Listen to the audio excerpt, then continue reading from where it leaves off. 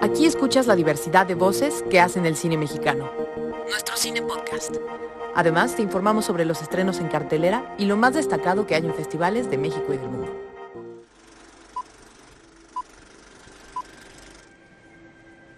Hola, gracias por reproducir un episodio más de nuestro Cine Podcast. La película de hoy responde a una serie de preguntas que seguramente te has hecho. ¿Quiénes limpian tu ciudad?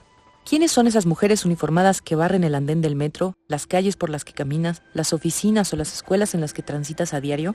Y lo más importante, ¿en qué condiciones viven? En Tratado de Invisibilidad, la directora Luciana Kaplan busca dar respuesta a estas incógnitas a partir de los testimonios de Maribel, Rosalba y Claudia, en los que evidencia el sistema de subcontratación, las condiciones de precariedad extrema y la invisibilidad social que se ejerce hacia las trabajadoras de la limpieza. Yo creo que la gente cree que uno es un objeto, que así como le rayan al asiento, creen que nosotros somos eso. El documental construye un retrato íntimo alrededor de estas tres mujeres trabajadoras que mantienen limpios los lugares importantes de la ciudad, como es el metro, el aeropuerto, la cineteca o las calles de Reforma. Carlos Morales platicó con Lucía sobre el ejercicio de recuperación y visibilización que realizó en esta película. Más adelante te contaremos todo sobre los próximos estrenos y te daremos detalles de los festivales cinematográficos que hay en México. Buen día, Luciana. Pues jugando un poco con el título de tu documental, Luciana, te quería empezar preguntando ¿en qué momento empezaron a dejar de ser invisibles todos estos personajes que retratas en tu documental y te vas dando cuenta que son unas personas interesantes e importantes de explorar y de dedicarles un trabajo documental? Yo creo que desgraciadamente siguen siendo visibles para la mayoría de la gente y por eso hice este documental, cuando me di cuenta que yo misma las estaba invisibilizando, ¿no? O sea, digamos que el interés empezó en el Centro de Capacitación Cinematográfica, donde estaba trabajando, y me empezaron a contar la historia de las mujeres que limpiaban el Centro de Capacitación Cinematográfica, que obviamente está subsidiado por el gobierno, son trabajadoras del Estado, y de su situación tan precaria con todas estas cuestiones que aparecen en el documental. Entonces, pues me pareció una cosa tremenda, porque además esto se repetía no solo ahí, sino en todas las oficinas gubernamentales, de todos los espacios públicos. O sea, quiere decir que todo el trabajo de limpia está totalmente privatizado. Por lo tanto, la consecuencia es que no hay regulación y que cada quien hace lo que se le pega la gana. Por lo tanto, la precariedad laboral ha subido de una manera bastante alarmante. Pero lo que también me llamó la atención es que además de descubrir esta situación, yo me di cuenta también que uno realmente no ve al que limpia, ¿no? Es algo como que da por sentado, es como si los espacios se limpiaran solos. Entonces, en esta idea de decir, si yo misma que trabajo ahí, que sí la saludo, pero no había realmente, no las había tomado nunca en cuenta. Entonces empecé a pensar en esta cuestión de la invisibilidad y de que la película en muchos sentidos iba para ahí, aunque obviamente hablaba de las situaciones de trabajo, del outsourcing, de los diferentes espacios, pero pues esta cuestión de no ser visibles ni por el gobierno, ni por las empresas, ni por nosotros, ni siquiera pueden hablar, ni siquiera se pueden manifestar. Entonces, esta invisibilidad por ser una persona mayor, esta invisibilidad por no tener una plaza, en fin, empiezas a hacer todo un cúmulo pues de invisibilidades, por eso se llama Tratado de Invisibilidad, porque son muchas, ¿no? De alguna manera. Y creo que todos formamos parte de esta manera de que como que el trabajo de limpia es un trabajo muy sucio para nosotros, aunque no lo queramos aceptar, aunque es como nuestra sociedad la que está limpiando, pero para nosotros ellas son un poco sucias, invisibles, intocables, ¿no? Una de ellas dice incluso que es como un objeto más del metro, ¿no? Entonces Sí. esto es como interesante. Yo notaba como dos niveles distintos, digo, están enraizados, tal, en tu documental hay un ejercicio que va acompañando como desde una manera antropológica, ver cómo viven, qué piensan de la vida, de hacia dónde van o quiénes son y todo. Y un trabajo que de repente podría decir que tiene un corte más periodístico puntual, que es ir acompañándolas e ir escarbando específicamente a esas compañías fantasmas, a esas situaciones de inequidad, como periodista buscando nota y tratando de demostrar qué está ocurriendo, ¿no? No sé si había esa conciencia de que estabas en estos dos niveles o cómo ibas armando tu documental. Sí, creo que son las dos cosas que finalmente pues, se juntan porque son partes, de su vida, o sea, pero me parecía muy importante no solo hablar, decir, mira, estas mujeres las están precarizando, pero ¿quiénes son, no? Si queremos empezar a hablar de que dejen de ser invisibles, porque nosotros mismos pues cada una tiene su vida, su personalidad, su vida privada, sus casas, su manera de pensar. También es como quitarles esta idea de que son todas iguales y cada quien es un personaje diferente, ¿no? Entonces eso era también como muy, muy importante. Yo sí quería mostrar lo que estaba pasando, pero también quería, por un lado, sí mostrar de manera muy clara que volteen a ver también a estas mujeres, son parte de su entorno, hacen un trabajo muy importante, o sea, sostienen las ciudades y todas tienen personalidades distintas, como cualquier ser humano que se dedica a un tipo pues, de trabajo específico. Entonces, siempre había como esta conciencia de sí, quiero hablar de su trabajo y lo que hace, pero también quiénes son, que las mueve, cómo es su historia familiar, ¿no? Empezar también a escalar un poco. Entonces, siempre están esas dos cuestiones.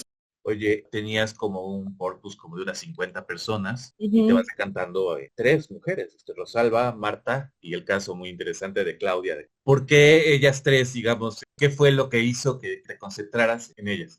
Sí, obviamente hay otras entrevistas, ¿no? O sea, obviamente las mujeres que también aparecen ahí, pero bueno, era importante justamente, creo que tener a alguien que se dedicaba al barrido de calles, a alguien en el aeropuerto, a alguien que estaba en el metro, como en diferentes espacios, digamos, una persona en cada ramo, no que todos fueran del mismo. Y también creo que es interesante que tienen distintas edades, ¿no? Una tiene 70, otro tiene 58, otra tiene 35, entonces es como abarcar poco todos estos aspectos, además de que mujeres que se expresan muy bien, que están luchando, ¿no? De alguna manera por cambiar sus circunstancias. Pues yo empecé haciendo primero pues entrevistas con un celular, con mensajes de audio, ¿no? Y transcribiendo esas entrevistas y a partir de eso saber más de la situación, pero también ver cuáles eran mejores personajes para contar sus historias. Y a partir de eso empezar a invitar pues hacer una entrevista en el foro y ver cómo se sentían y si querían participar, porque obviamente era algo que había que tener mucho cuidado, porque yo lo que no quería es que las corrieran. Había que ver también toda esta situación. Y finalmente creo que de manera muy natural pasa en general. Uno dice, mira, estos son los personajes que me parecen que son más interesantes y que hablan pues de cuestiones distintas cada uno, ¿no?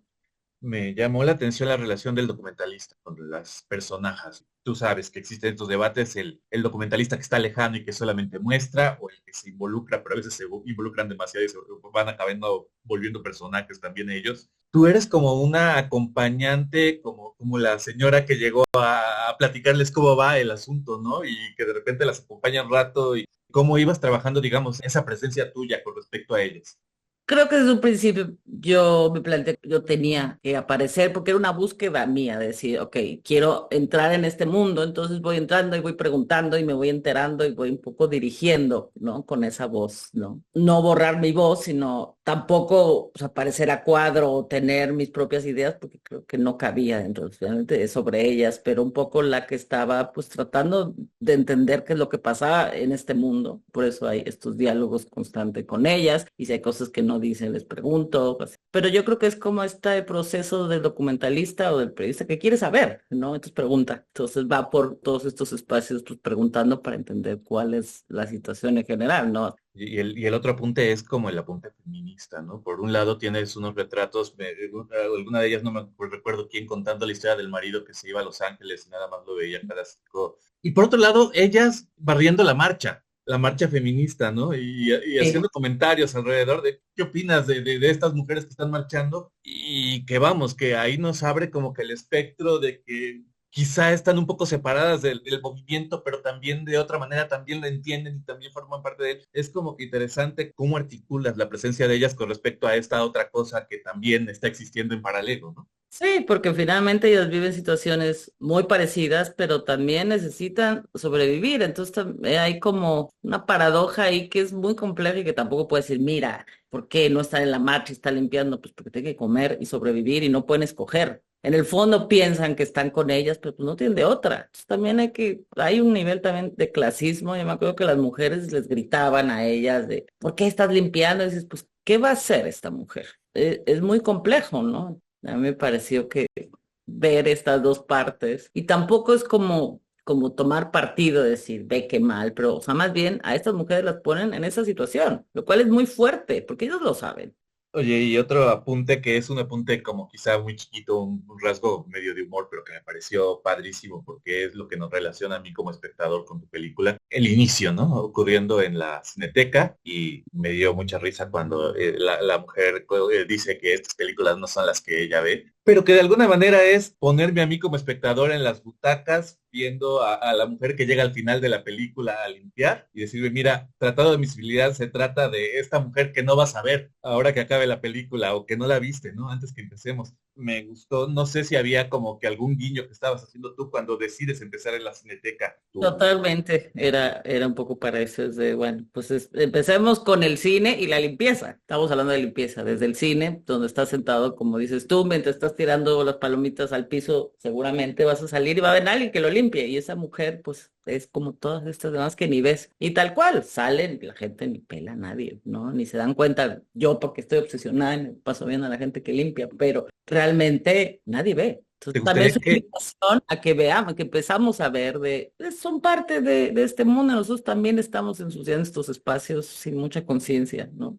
¿Te gustaría que Rosalba, Marta, Claudia, bueno, a lo mejor ya la vieron la película, ¿no? Pero que ellas como representantes de un grupo más amplio, que vieran esta película, que se vieran reflejados, ¿qué crees que verían? No, pues obviamente las principales sí lo vieron y decían, no, es esto y es mucho más, ¿no? Porque pues sí, claro, se sienten representadas porque entonces lo que queremos hacer es invitar a las mujeres que limpian el cine para que la vean y también comenten y empezar a hacer como una especie de movimiento tal el cual sean parte de esta película y también tienen algo que decir. Pues generar también que el espectador no solo llegar al nivel gubernamental y que haya una discusión y que cambien un poco las reglas del juego, que se regulen estas compañías, en fin, creo que hay que hacerlo, pero también que el espectador, que el usuario de las ciudades voltee a ver a estas mujeres como una conciencia de estas mujeres también existen y porque creo que se merecen, ¿no? Ser reconocidas que por lo menos existen. Buenísimo. Luciana, pues te agradezco mucho. Pues muchas gracias. Que estés Sí, muy bien. claro. Buen día. Chao. Chao. Tratado de Invisibilidad se presentó en la sección Premio Mezcal del 39 Festival Internacional de Cine de Guadalajara, además de haber participado en el Festival DocsMX, Hola México Film Festival y Documenta. A partir de este 22 de noviembre ya está disponible en salas comerciales y culturales. Te recomendamos acercarte a tu cine favorito para disfrutar de este estreno. Nuestro cine en cartelera. El próximo 28 de noviembre llegan 2 películas mexicanas a la cartelera. La primera es Coraje, de Rubén Rojo, la cual nos presenta a Alma, una actriz de 76 años que teme perder su trabajo en la compañía teatral a la que pertenece, ya que progresivamente se está quedando ciega. A su vez, Alejandro, su hijo de 54 años, intenta recuperarse del alcoholismo, por lo que regresa a casa de su madre después de pasar varios años en Madrid. Yo ya no me puedo realizar como lo que yo soy, que es yo. Creo que mi único sentido de vida es ser actriz, no ser madre. Coraje fue nominada a la pasada edición de los premios Ariel y ahora podrás verla en las salas del país. Consulta los horarios en cinetecanacional.net. La segunda es una ficción que puede parecer un retrato de nuestra época. Se trata de El águila y el gusano, una historia donde el destino reúne a un político, a un periodista desencantado y a la dueña de un salón de belleza. En esta adaptación de la novela de Hugo Giriart, Gita Shifter propone una visión ácida del México contemporáneo, entre la política, el arte, las pretensiones místicas, así como el amor de los jóvenes y los adultos. Nuestro cine en festivales.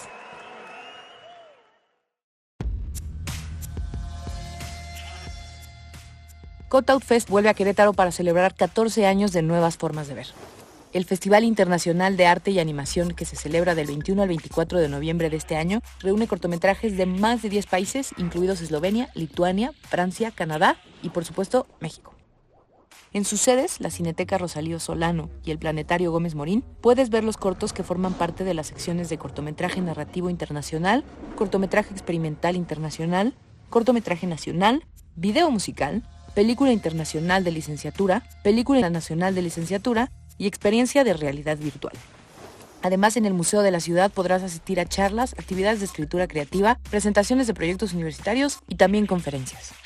Todas las actividades y proyecciones del Cutout Festival son gratuitas. Visita el portal cutoutfest.com para descargar su programa completo. Eso en la Ciudad de México, y ahora nos vamos hasta Tamaulipas. Todavía puedes disfrutar de la 8ª edición del Festival Internacional de Cine de Ciudad Madero, FICMA. Inició el pasado 21 de noviembre y estará disponible hasta este 24. Entre sus sedes se encuentran el Cinépolis Altama y la Casa de la Cultura en Tampico, la Escuela Normal Superior en Ciudad Madero y Cinebox Papantla, en Veracruz. Las proyecciones incluyen la selección oficial, además de secciones como Ventanas a la Ficción, Pantalla Arcoíris y Mujeres detrás de cámara. Descubre más sobre la oferta que trae para ti el Festival Internacional de Cine de Ciudad Madero a través de sus redes sociales. Encuéntralos en Facebook o en su página web como ficma.com. Y en Veracruz también hay otra actividad cinematográfica en estas fechas. Este 27, 28 y 29 de noviembre, el Centro Orizaba Convenciones recibirá al Festival Internacional de Cine de Orizaba, FICO. Este festival veracruzano incluye dentro de su programación funciones especiales, donde puedes encontrar cintas como Río de Sapos de Juan Nuch, Oso Polar de Marcelo Tovar, El secreto del Dr. Greenberg de Ira Cuellar y Un disfraz para Nicolás de Eduardo Rivero. Por cierto, Un disfraz para Nicolás será una función con audiodescripción, lengua de señas y subtítulos descriptivos para abarcar más públicos. También habrá una sección de cortometrajes de animación, documentales de ficción y cortometrajes veracruzanos. A través de su página web puedes conocer la diversidad de historias que ofrecen en esta edición. Consulta ficonecta.com/cartelera 2024. Nuestro Cine Podcast es una producción de la Secretaría de Cultura a través del Instituto Mexicano de Cinematografía. Voz de Paloma Oseguera. Ella hace el guión junto con María Fernanda Ortiz y Saraí Rosas. Nuestro entrevistador es Carlos Morales. Edita Saraí Rosas. El diseño sonoro es de Eric Valdés. La versión para YouTube la hace Bruno Molina. Asiste Carla Escamilla. Agradecemos la participación especial de quienes hacen nuestro cine. Esto es